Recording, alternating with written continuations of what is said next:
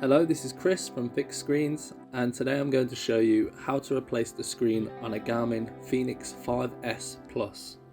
All you need for this repair is a T4 Torx screwdriver and a replacement screen. There's a link to buy the screen in the description to this video. If you have tweezers and a plastic pry tool, they will also come in useful. The first step to this repair is to remove the screen. To do this, you'll need to unscrew the 4 screws on the back of the device. Once the screws have been removed, lift up the back part of the housing carefully and remove the ribbon that connects it to the board. You'll see that there is a second ribbon on the board, which you can now also remove in order to complete the next step of removing the board from the remaining part of the housing. There are 2 screws that hold the board into the remaining part of the housing, which you will now remove. Once removed, you can now get the board out by prying in the gap around the edge of the board. This can be quite tricky, so be patient and light-handed so that you don't damage any part of the device. There are 2 ribbons on the underside of the board, which as you pry the board out of the housing, you can now carefully detach from their place in the board.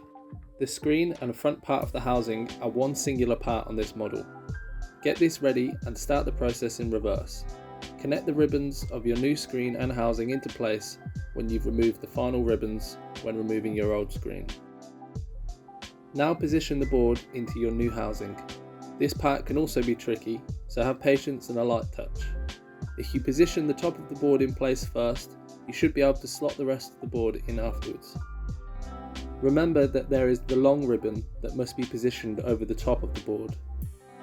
You can now reinsert the 2 screws that secure the board into the top part of the housing. If you have the device positioned so that the ribbon connectors are at the top of the device, this long ribbon goes into the connector on the left hand side.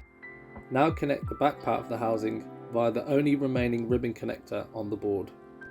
Once the ribbon is connected, you can finish the process by reinserting the 4 screws that fit into the back of the device. That concludes this repair tutorial. If you have any questions, drop them in the comments. If you want to buy a Garmin Fenix 5S Plus screen, follow the link in the description.